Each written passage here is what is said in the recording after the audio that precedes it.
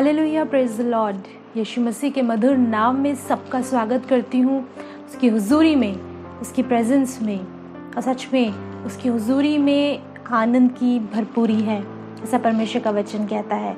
विश्वास करती हूँ जब आप प्रभु के कलाम को सुनेंगे आपके मन में आनंद उत्पन्न होगा, क्योंकि परमेश्वर का आत्मा हमारे मन को आनंद से भर देता है। हालेलुया।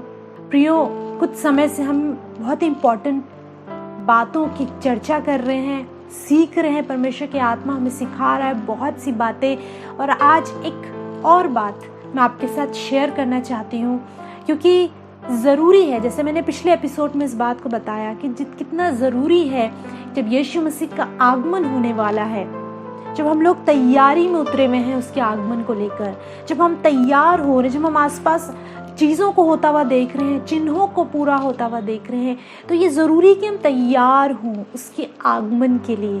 अपने आप को तैयार करें, अपने जीवन में करेक्शन को लेकर आएं, उन बातों को जो प्रभु को महिमा नहीं देती उन्हें अपने जीवन से दूर करें। आज एक वचन मैं आपके साथ शेयर करूंगी, एक बात आपके साथ शेयर करना चाहती हूँ। हमारे जीवन में प्रियो, कई बार हमें लगता है कि हम प्रभु के लिए इस्तेमाल हों, हम परमेश्वर हमें इस्तेमाल करें अपनी महिमा के लिए, बट कैसे और क्या ज़रूरी हमारे जीवन में, जिसे प्रभु जब देखता है तो अपनी महिमा में उस बेटे को, उस बेटी को इस्तेमाल करता है। वो कौन सी चीज़ें हैं, इन बातों को आज हम सीखेंगे। मेरे साथ आप एक स्थान से निकालेंगे, मत्ती की पुस्तक, उसका 5वां अध्याय, उसका 3 पद। क्या यहाँ पे लिखा है?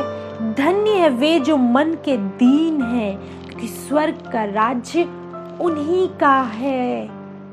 पता है, यीशु मसीह के आगमन में बहुत कम समय रह गया है और वो आने वाले हैं आपको लेने के लिए। अब ये कोई कथा और कहानी नहीं है। कई बार लोग सोचते हैं, बहुत समय से सुनते आ रहे हैं, हमारे पुरखे भी यही कहते थे, हमारे बाप दादा भी यही कहते थे कि वो आने वाला है, बट अभी तक नहीं आया।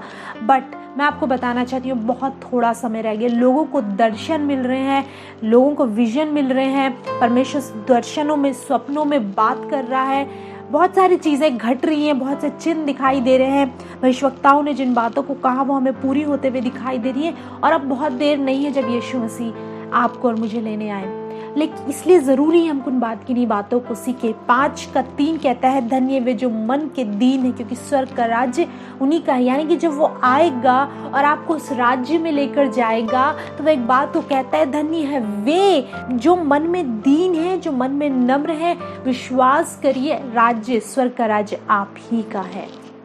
मन में दीन होना। जिस व्यक्ति के जीवन में घमंड है, जिस व्यक्ति को लगता है कि मैं कुछ हूँ, मैं बहुत बड़े पद पर हूँ, मेरे पास बहुत धन संपत्ति है, मैंने बहुत अचीव कर लिया, मैंने बहुत एजुकेशन हासिल कर ली। बहुत से लोग हैं जिन्हें अपने एजुकेशन पर बहुत प्राउड है, उन्हें लगता है हम बहुत हाईली एजुकेटेड हो गए हैं, बहुत अच्छे स्कूल में हम पढ़ाते हैं, बहुत सारा पैसा हमारे पास है, या बहुत अच्छे ऑफिस में हमें बहुत अच्छा पद मिला हुआ है। कुछ भी अगर आपके जीवन में है, उन बातों पर यदि आप घमंड करते हो, तो विश्वास करिए परमेश्वर ऐसे लोगों के विमुख रहता है। घमंड से चढ़ी हुई आंखें उससे महिमा नहीं, उसे पसंद नहीं आती, उसे घृणा आती घमंड से चढ़ी आंखों से। धन्य है वे जो मन के दीन हैं, स्वर्ग का राज्य उनका है। जो अपने मन में दीन बने रहते हैं। अरे हो सकता है आपके पास बहुत कुछ हो, बट यदि आप अपने मन में नम्र हो, दीन हो, परमेश्वर उससे प्रेम करता है। धन्य है वे जो मन के दीन है। और एक और पद आप पढ़ेंगे, मत्ती 5:5, यहाँ पे लिखा है, वे जो नम्र है, क्योंकि वे पृथ्वी के अधिकारी होंगे। हालेलुया। अब स्वर्ग की बात करी परमेश्वर ने, अब पृथ्वी की भी बात कर रहा है। कहते हैं वो पृथ्वी के अधिकारी होंगे जो क्या है? नम्र हैं। अरे जब कोई आपको कुछ गलत बातें बोलता है, आपका स्वभाव ऐसा है, आप नम्रता से उत्तर देते हो, आप नम्र रहते हो, आपके शब्दों में नम्रता झलकती है। मैं बहुत सी ऐसी बहनों को जानती हूँ, बहुत से ऐसे भाइयों को जानती हूँ, मैं कई बार उनके विषय में सोचती हूँ, प्रभु इन्हें क्रोध ही नहीं आता, और शायद आता भी है तो कैसा इनका स्वभाव, कैसा इनका जीवन हो गया है कि कितने नम्र हैं, कितने मन में दीन है। उन्हें देखकर अपने आप ही आनंद होता है। उनसे मिलकर ऐसा लगता है कि सच में उनके भीतर यीशु वास करता है, होली स्पिरिट वास करते हैं, उनसे मिलकर आनंद होता है। धन्य है वे जो मन के नम्र हैं, जो नम्र स्वभाव के हैं, वो पृथ्वी के अधिकारी होंगे, हर एक चीज़ पर अधिकार रखेंगे, ऐसा परमेश्वर कलाम कहता है। भोले भाई प्रियो, नम्रता और दीनता आपके जीवन में हो। एक स्थान हम और देखेंगे, 1 कुरिन्थियों उसका 26 पद। अब हम उस बारे में बात करेंगे कि बुलाहट के विषय में। पता है कई बार हम लोग सोचते हैं कि प्रभु मैं कैसे इस्तेमाल हूँ, मुझे इस्तेमाल कर। परमेश्वर के कुछ कंडीशंस हैं आपके जीवन में, नम्रता, दीनता, और क्या कंडीशन हम पढ़ेंगे 1 कुरिन्थियों 26। हे भाइयों, अपने बुलाए जाने को तो सोचो कि ना शरीर के अनुसार बहुत ज्ञानवान और ना बहुत सामर्थी और ना बहुत कुलीन बुलाए गए। क्या कहता है खुदा का कलाम? अपने बुलाए जाने को सोचो, शरीर के अनुसार बहुत ज्ञानवान नहीं बुलाए गए। क्या कहते हैं? ना बहुत सामर्थी लोग बुलाए गए, ना बहुत कुलीन बुलाए गए। आप जानते हैं यीशु मसीह ने किन को चुना था? अपने चेले किन को चुना था? वो मछुआरे थे, वो मछुआरे थे। और शायद मछुआरे उस समय में और शायद आज के समय भी मछुआरे बहुत ज़्यादा करोड़पति नहीं होते, बहुत अरबपति नहीं होते। वो प्रतिदिन का कमाते हैं, प्रतिदिन खाते हैं। जितना वो कमाते हैं वो उनकी डेली वेजेस होता है, वो उसी को खाते हैं, उसी से अपने घर जीविका उसी से चलाते हैं। परमेश्वर यीशु मसीह संसार में जब आए, परमेश्वर का पुत्र, सारा संसार उसके अधिकार में है, सारी चीज़ें। वो चाहते तो ज्ञानवानों को चुनते, वो जाते आराधनालयों में जाते, बड़े बड़े फरीसियों को चुनते, व्यवस्थापकों को जिनको व्यवस्था का बड़ा ज्ञान था, या फिर वो धनवान लोगों के पास जाते उन्हें चुनते, या कुछ बड़े ओहदे पर बैठे लोगों के पास जाते उन्हें चुनते। उन्होंने किन्हें चुना? उन्होंने मछुआरों को चुना। किसको? मछुआरों को। लिखा है ज्ञानवान नहीं चुने जाते, न बहुत सामर्थी, न बहुत कुलीन। लिखा है परंतु परमेश्वर ने जगत के मूर्खों को चुन लिया कि ज्ञानवानों को लज्जित करे, और परमेश्वर ने जगत के निर्बलों को चुन लिया है कि बलवानों को लज्जित करे। आप जानते हैं परमेश्वर ने मूर्खों को चुन लिया कि ज्ञानवानों को लज्जित करे। पता है ये जो मछुआरे थे, ये जो मछलियाँ पकड़ते थे, ये इनकी कोई गिनती नहीं थी, इनको बहुत एजुकेशन इनके पास नहीं थी, साधारण से लोग थे। परमेश्वर ने उन्हें चुन लिया ताकि बड़े बड़े ज्ञानवान जो अपने आप को कुछ समझते थे उन्हें लज्जित करे। पता है यीशु मसीह जब उठा लिए गए, और जब ये पतरस और ये याकूब, यूहन्ना, ये लोग जब ये सामर्थ की बातों का प्रचार कर रहे थे, अद्भुत ज्ञान की बातें, व्यवस्था की बातें, व्यवस्था से लेकर लोगों को समझा रहे थे, तो ये आपस में फरीसी और ये जो ज्ञानवान लोग थे, ये कहने लगे, अरे ये तो बड़े साधारण से लोग हैं, इनके पास इतनी ज्ञान की बातें कहाँ से आई? बड़े साधारण से लोग हैं। फिर उन लोगों को स्मरण आया कि यीशु के साथ रहे थे, ये वही हैं जो यीशु के साथ थे। यानी यीशु के साथ रहने ने उन्हें एक्स्ट्राऑर्डिनरी बना दिया। मूर्ख थे, किसी गिनती में नहीं थे, परमेश्वर ने उन्हें चुना ताकि उनको जो ज्ञानवान, जो कुछ समझते अपने आप को, उन्हें लज्जित करे। आज भी ये बात पास्ट टेंस की नहीं है। क्या लिखा है 27 पद? क्या कह रहे? परमेश्वर ने जगत के मूर्खों को चुन लिया है कि ज्ञानवानों को लज्जित करे, और परमेश्वर ने जगत के निर्बलों को चुन लिया है कि बलवानों को लज्जित करे। दैट मीन्स आप चुन लिए गए हो। यदि आप अपने आप को नम्र बना रहे हो, दीन बना रहे हो, आप कह रहे हो प्रभु मैं कुछ नहीं, मैं शून्य हूँ, चुन लिया है परमेश्वर ने आपको। जब हमारे जीवन में इतना सा भी प्राउड होता है, इतना सा भी घमंड होता है, हमारे जीवन में हम अपने आप को कुछ समझने लगते हैं, समझ लीजिए परमेश्वर ने आपको नहीं चुना।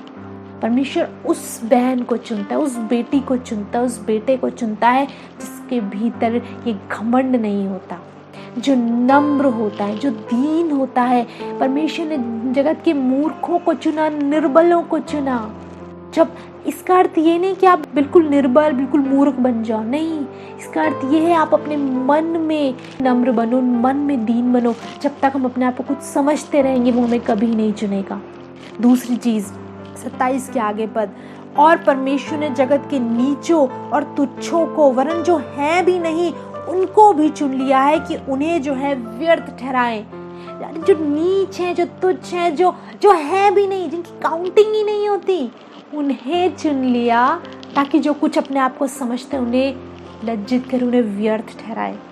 प्रियो, बहुत से ऐसे लोग हैं, बहुत से, जो सोचते हैं हमारा जीवन व्यर्थ है, कुछ नहीं है हमारे पास अच्छा घर नहीं है, हम बहुत सी चीज़ों के लिए सोचते हैं वो हमारे पास नहीं, बहुत सी सुख सुविधाएं नहीं हैं, हम क्यों हैं। मैं बताना चाहती हूँ, यदि आप ऐसा सोचते हो, परमेश्वर का वचन कहता है उसने आपको चुन लिया है। अब इसका अर्थ ये नहीं है कि जो धनवान है वो सोचे अरे मैं तो धनवान हूँ, वो मुझे नहीं चुनेगा। नो, बस संसारिक आशीषित धन संपत्ति सब आपके पास हो सकती है, बट आपको मन में नम्र और दीन होना होगा। आपको उसके सामने मूर्ख बनना होगा, आपको उसके सामने शून्य होना होगा। बहुत डिफिकल्ट है ये, मैं बता सकती हूँ, ये बहुत डिफिकल्ट है कि आप कुछ होते हुए अपने आप को कुछ ना समझो। देखिए, जो कुछ नहीं है वो ऑलरेडी जानता है मैं कुछ नहीं हूँ, वो तो ऑलरेडी चुना हुआ है। बट जो कुछ हैं, जो कुछ अच्छे पद पर हैं, जिनके पास कुछ अच्छी है, कुछ, बहुत से लोगों से मेरी बात होती है जो कहते हैं हम इतने साल हम ऐसे सेवकाई करते थे, इतने साल हमने इस तरीके से, सेवकाई में भी घमंड है कि हमने इतने साल करी और हमने इतने ये कार्य करे। आपने जो कुछ करा उसके बावजूद आपको नम्र बनने की ज़रूरत है। प्रभु का धन्यवाद आपने वो सेवकाई करी, प्रभु का धन्यवाद आपने एक बहुत लंबा समय परमेश्वर के कार्य को करते हुए बिताया, बट उस पर भी घमंड मत करे। जो घमंड करे वो सिर्फ मसीह पर घमंड करे। खुदा का कलाम कहता है सिर्फ यीशु मसीह मेरे साथ है, वो मेरे लिए है, वो मुझ में है, वो मेरी सारी चीज़ों को पूरा करता है, इस बात पर घमंड करे। आपका यीशु आपके साथ है, इस बात पर घमंड करे। संसार के किसी बात का घमंड आपके भीतर नहीं होना चाहिए, किसी बात का घमंड नहीं। कितना नम्र आप बन सकते हैं। पता है, यीशु मसीह ने लोगों से कहा जो अपने आप को इस बालक के समान बनाए, बालक को अपने पास बुलाते हैं यीशु मसीह, कहते हैं जो अपने आप को इसके समान बनाएगा स्वर्ग के राज्य में आएगा। इसके समान, बालक के समान। क्या बालकों के मन में घमंड होता है? बड़ा दीन, बड़े नम्र, बड़े मासूम, बड़े भोले होते हैं। उस प्रकार आपका जीवन हो, उस प्रकार आपका स्वभाव हो, आप वैसे हो जैसे एक बालक होता है, जैसे एक बालक होता है। ऐसा जीवन जो प्रभु को भाए।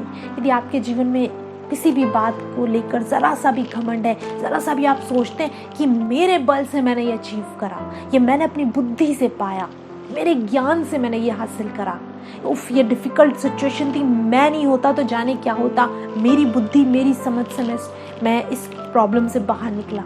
आप जब तक ये चीज़ें आपकी लाइफ में है, वो आपको कभी नहीं चुनेगा। परमेश्वर ने किन्हें चुना? मूर्खों को, तुच्छों को, निर्बलों को, अरे जो है भी नहीं, जिनकी कोई काउंटिंग नहीं है, उन्हें चुन लिया। अगर आप ऐसा सोचते हो, परमेश्वर ने आपको चुन लिया है। यदि आपको लगता है आपकी कहीं कोई काउंटिंग नहीं, आप कहीं गिने नहीं जाते, आपको कोई कुछ समझता नहीं, तो परमेश्वर ने आपको चुन लिया। हालेलुया। प्रियो, पहला कुरिन्थियों 1:29 से आगे, ताकि कोई प्राणी परमेश्वर के सामने घमंड न करने पाए, ताकि कोई प्राणी परमेश्वर के सामने घमंड न करने पाए, परंतु उसी की ओर से जो तुम मसीह यीशु में हो, जो परमेश्वर की ओर से हमारे लिए ज्ञान ठहरा, अर्थात धर्म और पवित्रता और छुटकारा, ताकि जैसा लिखा है वैसा ही हो। जो घमंड करे वो प्रभु में घमंड करे, ताकि कोई प्राणी प्रभु के सामने घमंड ना करे। प्रभु ये मैंने अपनी बुद्धि से पाया, मैंने अपने ज्ञान से पाया, अपनी समझ से मैंने हासिल करा। जो व्यक्ति के भीतर ये घमंड, ये चीज़ें मौजूद होंगी, प्रियो, वो पुलाहट में नहीं है। परमेश्वर ने उसे नहीं चुना। यदि कोई घमंड करे इस बात पर कि मैं मसीह मुझ में है, मैं मसीह में हूँ, घमंड करने का सिर्फ एक वजह हो कि आप मसीह में हैं, मसीह आपके भीतर रहता है, आपका यीशु आपके साथ है, इसके अलावा किसी बात पर आपका घमंड ना हो, किसी बात पर नहीं। आज दिन तक भी यदि आपके जीवन में ये घमंड मौजूद था, आज दिन तक भी यदि आप सोचते थे किसी भी चीज़, हो सकता है आपको अपने बच्चों पर बड़ा प्राउड हो, नहीं, अच्छी बात है आपके बच्चे सक्सेसफुल हो रहे, सारी चीज़ें, पर ये धन्यवाद का विषय है। धन्यवाद दीजिए प्रभु का। प्रभु तूने बुद्धि दी, तूने ज्ञान दी, तूने संभाला, इसीलिए आज ये इस मुकाम पर पहुँचे हैं। यदि तू नहीं होता तो हम नहीं कर सकते थे। तूने हमें समझ दी, तूने हमें हमारी सहायता करी, तूने हमें आशीष दी, तब हम ये भवन, ये घर बना पाए, वरना हम नहीं कर पाते।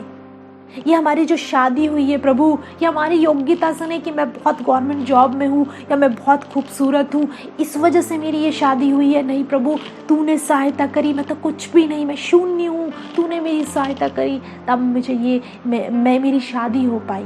सारी चीज़ों में ये जॉब प्रभु, मैं अपनी बुद्धि अपनी योग्यता से नहीं, जब तूने सहायता करी, तूने आशीष दी, फिर ये जॉब मुझे मिली। मेरे प्रियो, जब ये बात आपके ब्लड में आ जाएगी, आपकी आत्मा में घुस जाएगी कि मैं जो कुछ हूँ मसीह से हूँ, जो कुछ मेरे पास है यीशु मसीह से है, मैं किसी बात पर घमंड नहीं कर सकता, सारी चीज़ें मेरे यीशु मसीह से है। जब ये बात आपकी आत्मा में रम जाएगी, आपके भीतर उतर जाएगी, आप जान लीजिए, विश्वास करिए, प्रभु आपसे प्रेम करेंगे, परमेश्वर आपको चुन लेंगे। चुन लिया है उन लोगों को जो इस तरह का जीवन जीते हैं। यीशु मसीह के विषय में आप जानते हैं, परमेश्वर का इकलौता बेटा, सारा स्वर्ग, सारी पृथ्वी उसकी, सारे अधिकार, सारी सामर्थ उसकी, लेकिन जब उसने जन्म लिया तो किस में जन्म लिया? एक चरनी में, कैसे स्थान में? गौशाले में, जहाँ पर गायें बंधी हैं, दुर्गंध आ रही है, रहने की तक जगह नहीं थी मरियम और यूसुफ के पास। जब वो निकले थे जगह नहीं मिल रही थी, गौशाले में, सराय में जगह मिली है, और वहां पर एक चरनी में यीशु मसीह का जन्म। और इतना दीन, इतना नम्र स्वभाव, इतना नम्र, ऐसा स्वभाव हमारे भीतर क्यों नहीं उतरता? ऐसा स्वभाव क्यों नहीं आता आपके भीतर कि सब कुछ होते हुए भी, सारा स्वर्ग पृथ्वी उसकी है, सारे अधिकार, सारी सामर्थ उसकी, उसके बाद भी वो नम्र और दीन बना। क्यों? ताकि आपको ऊंचे पर उठा सके। प्रियो, एक स्थान पर यीशु मसीह ने कहा, जो अपने आप को छोटा बनाएगा स्वर्ग में बड़ा किया जाएगा। जो अपने आप को छोटा बनाएगा, इसका अर्थ क्या है? इसका अर्थ ये है कि हो सकता है, मैं फिर से कह रही हूँ, हो सकता है बहुत अच्छे पद पे, हो सकता है बहुत सारी चीज़ें आपके पास हो, उसके बाद भी अपने आप को छोटा बनाइए, अंदर से, भीतर से। जब आप दूसरों से बात करें, आपके शब्दों में वो नम्रता, दीनता दिखाई देनी चाहिए। जब एक ऐसा व्यक्ति जो कुछ अधिकारी है, जब वो एक जगह पे खाना खाता है और जब वो बड़े अधिकार से उस वेटर को बुलाता है या किसी को बुलाता है, बड़े अधिकार से बुलाता है, दिखता है उसके भीतर एक रुतबा है, एक घमंड है, एक चीज़ है। लेकिन जब यही व्यक्ति एक जगह स्थान पर बैठकर बड़ी दीनता, बड़ी नम्रता के साथ उस सामने वाले से बात करता है, और जब सामने वाले को पता चलता है, अरे ये व्यक्ति तो बहुत अच्छे पद पर है, तब पता चलता है ये बड़ा दीन है, बड़ा नम्र है, इसकी बोलचाल बड़ी नम्र है, बड़ी दीनता से लोगों से बात करता है। अरे आप फल वालों से बात करें, आप सब्जी वालों से बात करें, ऐसे लोग जो आपके घर में काम करते हैं, आप उनसे बात करें। आपके अंडर में कुछ लोग काम करते होंगे, आपके ऑफिस में, आपके स्कूल में कुछ लोग आपके अंडर में काम करते होंगे, हो सकता है कहीं भी। आपके शब्दों से पता चलना चाहिए आप कितने दीन और नम्र हो। अब ये बनावटी नहीं है कि आपने 2 दिन करा, 2 दिन आप सोचो कि मैं करूँगा और आप तीसरे दिन फिर उसी तरीके से आ गए। आप परमेश्वर से प्रार्थना करिए, प्रभु तू मुझे बना नम्र और दीन, तू कैसे इतना दीन और नम्र था, ऐसा मुझे बना। जब आप इस तरह से लोगों से बर्ताव करोगे, मिलोगे, पता चलेगा आपके भीतर यीशु रहता है, कि वो नम्र है, वो दीन है। जब वो आपके भीतर है, आपका स्वभाव ऑटोमेटिकली वैसा ही होगा। घमंड सिर्फ एक बात पर करिए, मसीह का नाम आपके साथ है, मसीह आपके साथ है, यीशु आपके परिवार का मुखिया, आपके जीवन का मुखिया है।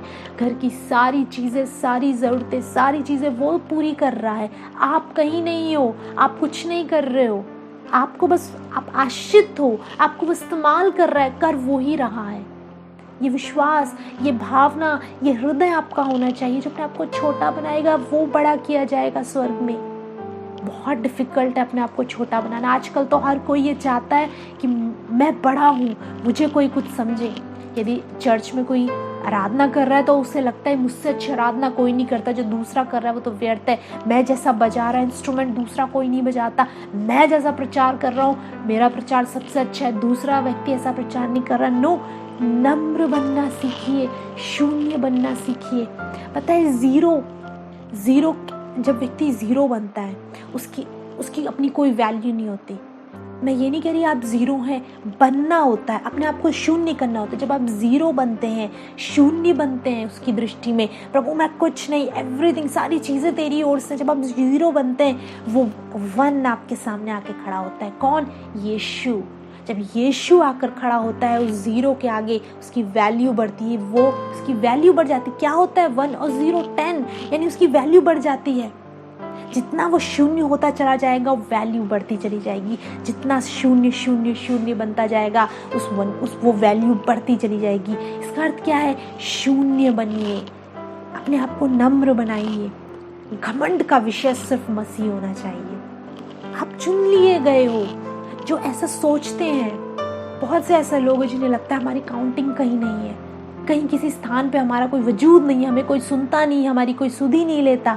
बताना चाहती हूँ प्रभु ने आपको चुन लिया। मछुआरों को देखिए, क्या योग्यता देखिए, क्या जगत को हिला दिया उन 12 चेलों ने, इस पूरी सृष्टि को हिला दिया। आज तक उनके लिखी हुई ये पत्रियां, ये कुरिन्थियों जो मैंने आपके सामने पढ़ा, पौलुस की लिखी हुई है, आज भी हम इसे पढ़ रहे हैं। पौलुस के विषय में हम कह सकते हैं कि पौलुस जो था वो एक एजुकेटेड व्यक्ति था। उसने व्यवस्था की शिक्षा पाई थी, उसने ज्ञान पाया था, परमेश्वर ने उसे भी चुना। क्यों? जब उसने अपने आप को शून्य कर दिया। पता है क्या? वो व्यवस्था को जानता था, सारी चीज़ें जानता था, लेकिन जब उसकी मुलाकात यीशु मसीह से होती है, वो अपने आप को ज़ीरो पर ले आता है। वो ज्ञान, वो समझ, उसने प्रचार, उसने सारी चीज़ें, उसने लोगों के जीवन अपने ज्ञान से नहीं बचाए, अपनी बुद्धि, अपनी समझ की बातों से नहीं बचाए। जब वो ज़ीरो पर आया, यीशु मसीह उसके भीतर आया, फिर उसने महान प्रकाशनों को पाया, ये बातें उसने लिखी, सारी चीज़ें उसने बदल दी। ये 12 चेले जिनके बारे में हम पढ़ते हैं, पतरस की पत्री पढ़िए, यहूदा की पत्री पढ़िए, यूहन्ना की पत्री पढ़िए, कौन थे? मछुआरे थे, बट कहाँ से वो ज्ञान और समझ की और अद्भुत रेवलेशन, अद्भुत प्रकाशन उनके पास आए। प्रियो, जरूरी है अपने जीवन की उन बातों को दूर करने की ज़रूरत है। मैं हर बार इस बात को कहती हूँ, छोटी छोटी सी चीज़ें हैं। मैं हर बार एक चीज़ आपके सामने शेयर करती हूँ, एक बात जो हमारी लाइफ में बहुत बड़ी नहीं होती पर एक कांटे की तरह चुभी होती है, एक कील की तरह गड़ी होती, धीरे धीरे उसका पॉइजन फैल रहा होता है पूरे शरीर में। आपकी हो सकता है बहुत अच्छे, बहुत दान पुण्य करने वाले हो, बहुत अच्छा आपका जीवन, सारी चीज़ें, बट ये छोटी सी चीज़ है, घमंड आपके जीवन में है, तो प्रियो सारी चीज़ें बेकार हो जाती हैं। इसलिए ये छोटी सी चीज़ को हल्के में मत लीजिए, इसको अपने जीवन से रिमूव करने की कोशिश करिए, प्रार्थना करिए होली स्पिरिट से। पता है सबसे ज़्यादा दीन और नम्र परमेश्वर का आत्मा आपके भीतर उतरेगा, यीशु को आपके भीतर रखेगा और आप वो जीवन जियोगे जो प्रभु चाहता है। घमंड की बातें आपके जीवन से दूर होंगी। खुदा का कलाम कहता है उसे घमंड से चढ़ी आंखों से घृणा है, जो अपने आप को कुछ समझते हैं, जो अपनी शेख ही बगाड़ते हैं, जो वचन को लेकर भी बड़े घमंड में रहते हैं। अरे हमने बहुत पढ़ लिया, हम बहुत जानते हैं, बहुत सारी बातें। मुझे जब कोई कहता है आप वचन को बहुत अच्छा जानते, मैं नहीं, बहुत कुछ जानना बाकी, मैं सीख रही हूँ। मैं बताना चाहती हूँ मैं सीख रही हूँ। आज भी जब भी मैं वचन को पढ़ती हूँ प्रार्थना के साथ, मैं कहती हूँ लॉर्ड मुझे सिखाइए। ये कभी ये कोई नहीं कह सकता हमने सब कुछ जान लिया इस वचन से। सीख रहे हैं सब। होली स्पिरिट हर दिन नई बात करते हैं। ये वचन कभी पुराना नहीं होता, हर दिन कुछ नया सिखाता है। मेरे पास घमंड का कोई विषय नहीं, सिर्फ एक कि यीशु मेरे भीतर है। एक मैं घमंड से उस बात को कह पाती हूँ कि मैं उसकी दासी हूँ, वो मेरे साथ रहता है, मेरे परिवार का मुखिया वो है। जो कुछ ये प्रोग्राम, ये टेलीविज़न मिनिस्ट्री, ये जो कुछ है, ये सेवकाई, इस पर भी मेरा घमंड नहीं। ये सेवकाई भी उसकी, सारी बातें उसकी, सारी सब कुछ उसका दिया हुआ। यदि वो एक पल के लिए भी मेरे जीवन से अलग हो जाए तो मैं मिट्टी का ढेर हूँ। यही तो है ना हमारा जीवन, मिट्टी का ढेर। उसने एक आकार दिया, प्राण, आत्मा दिया। हम किस बात पर घमंड करें? जब आत्मा और प्राण अलग होगा, मिट्टी का ढेर वापस मिट्टी में मिल जाएगा। कुछ भी नहीं है हमारे पास अपना, कोई सांस हमारी अपनी नहीं, ये आत्मा हमारी अपनी नहीं। सब कुछ जहाँ से आया था वहीं लौट जाएगा। ये जो दिख रहा है आपकी आंखों के आगे सिर्फ मिट्टी का एक ढेर है। इसीलिए प्रियो, घमंड का कोई विषय नहीं है। घमंड सिर्फ एक बात पर, मसीह मेरे भीतर है, मेरा उद्धार करता है, मेरे जीवन को चलाने वाला है, मैं एक दिन उसके पास जाऊंगा, वो मुझे लेने आने वाला है। इसके अलावा और किसी बात पर घमंड नहीं। ये सारी सुख सुविधाएं, ये चीज़ें जो कुछ आपके पास हैं, ये टेम्पररी हैं। ये जब तक आप इस संसार में, आप इसी को तभी तक भोग पाओगे, तभी तक इसका आनंद ले पाओगे। असली आनंद आपका यीशु मसीह है, बस उसे हासिल कर लीजिए, उसके साथ जीना सीख जाइए, उसका स्वभाव आपके भीतर उत्पन्न हो। हालेलुया। अपनी आंखें बंद करेंगे, प्रार्थना करेंगे। हालेलुया। यीशु, आज हम तुझसे यही मांगते हैं पिता, जैसे तेरा स्वभाव था, जैसे तू नम्र था, जैसे तू दीन था, वैसे ही तू हमें भी बना, वैसे ही तू अपनी बेटी को बना, अपने बेटे को बना। जितने लोग आज इस प्रार्थना को अपने मन में कर रहे हैं, इन बातों को मांग रहे हैं, मैं प्रार्थना करती हूँ प्रभु, तेरा स्वभाव इनके भीतर उत्पन्न हो, इनके मन के उस घमंड को नाश कर दे प्रभु। दुष्ट ने जो घमंड इनके मन में रखा है उससे तो दूर कर, ताकि प्रभु ये तेरे स्वभाव में ढलते चले जाएं। प्रार्थना करते हैं यीशु, इनके साथ हर पल तेरा आत्मा वास करे, इनके भीतर तेरा आत्मा वास करे। इनकी यदि कोई परेशानी है, दिक्कत है, समस्या है, यीशु मसीह तेरे नाम से इनके जीवन से दूर, तेरा प्रेम इनके भीतर बढ़ता चला जाए। यीशु मसीह के नाम में प्रार्थना मांगते हैं, हमें। विश्वास करती हूँ आज भी वचन ने आपको सिखाया है कुछ, और आप अपने अनुभव हमारे साथ शेयर कर सकते हैं। आप अपनी गवाहियाँ हमारे साथ शेयर कर सकते हैं, या आपकी कोई प्रेयर रिक्वेस्ट है तो आप कॉल करिए। स्क्रीन पर आप कॉन्टैक्ट डिटेल देखने पा रहे होंगे, आप कॉल कर सकते हैं, हम आपसे बात करेंगे। और इसके अलावा प्रियो, वीडियोस यूट्यूब पर भी हैं हमारी, आप वहाँ से भी आशीषित हो सकते हैं प्रभु के कलाम से। ट्रू शेपर्ड मिनिस्ट्रीज़ आप टाइप करिए, चैनल को सब्सक्राइब करिए, बहुत सी वीडियोस हैं, आप देख सकते हैं। और धन्यवाद देती हूँ उन लोगों का जो प्रभु के कार्य के लिए अपने हाथ को बढ़ा रहे हैं। प्रभु आप सबको बहुत आशीष दे प्रियो। यदि आपके मन में ये बोझ है कि आप हमारी सेवकाई को सपोर्ट करें, आप खुदा के कार्य को आगे लेकर जाएं, तो हम आपका वेलकम करते हैं। आप अपनी टाइथ को, ऑफरिंग्स को आप सेंड कर सकते हैं। आप हमारी अकाउंट डिटेल्स देखने पा रहे होंगे, आप जीपे भी कर सकते हैं, जैसे भी प्रभु आपको गाइड करे प्रियो, जो भी प्रभु आपको गाइड करे आप कर सकते हैं। और जब भी आप ऐसा करें, आप अपनी ऑफरिंग्स को सेंड करते हैं, तो प्लीज़ अपना नाम और अपने जगह का नाम आप ज़रूर सेंड करें, ताकि हम लोग मिलकर आपके लिए प्रार्थना कर सकें। हालेलुया। अगले सप्ताह प्रियो आपसे दोबारा मुलाकात करेंगे, तब तक प्रभु यीशु मसीह में आप सभी को हमारा सलाम।